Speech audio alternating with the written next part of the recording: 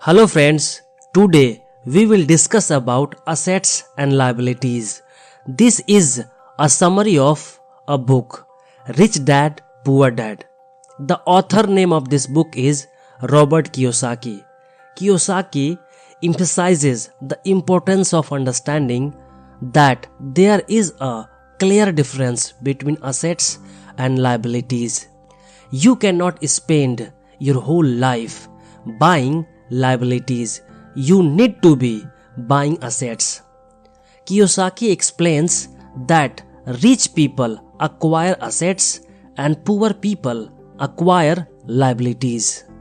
However, the poor are not necessarily aware that they are acquiring liabilities. They are often uneducated and assume that they are assets. There should be one clear way to tell whether something is an asset or a liability. Ask yourself, does it put money in your pocket or take money out? An asset will put money into your pocket, be constantly providing a return, whereas a liability will simply suck up your already limited funds. Let's understand these assets and liabilities by a simple example. There are two friends, Tipu and Golu. They are well educated and belong to educated family.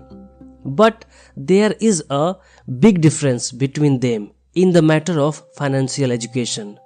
They finish their engineering in chemical and start working in a big company. They start getting salary, but their spending habit is different. Tipu knows that difference between assets and liabilities, but Golu does not know.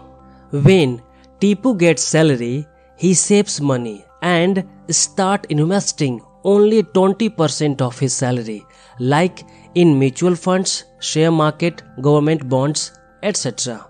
Tipu starts investing on himself also, like improving communication skills and reading books like The Millionaire Real Estate Investor, Think and Grow Rich, etc.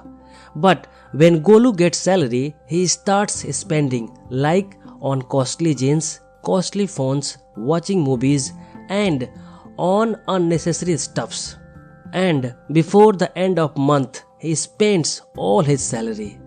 Approx 3 years later, one day Golu is fired from his company. Now he does not have saving, so he becomes depressed and start thinking what to do and what not to do. And another side, just because of some reason, Tipu resigns also from his company, and whatever he has been investing in different companies and mutual funds within 3 years, he takes out all his money and buy a 5 BSK flats in a city. After that, he gives that flat on rent and start earning 30,000 rupees per month.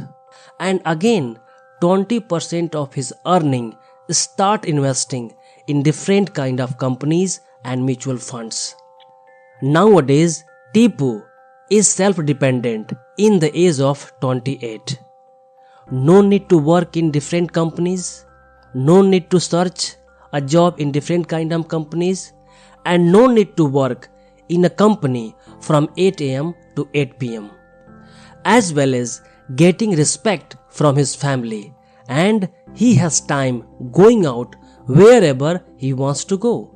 But another side, his friend Golu is still searching a job, asking money from his parents and not happy in the life. So, from this example, whatever Tipu bought, that was assets, which is giving money and self-dependence back to Tipu. But whatever Golu bought, that was liability, which is not giving money and self-dependence back to Golu. So there is a pretty common assumption among people that money is the solution to anything and that money brings happiness. However, Kiyosaki believes that money is often the problem when given more money. People's problems tend to increase rather than decrease.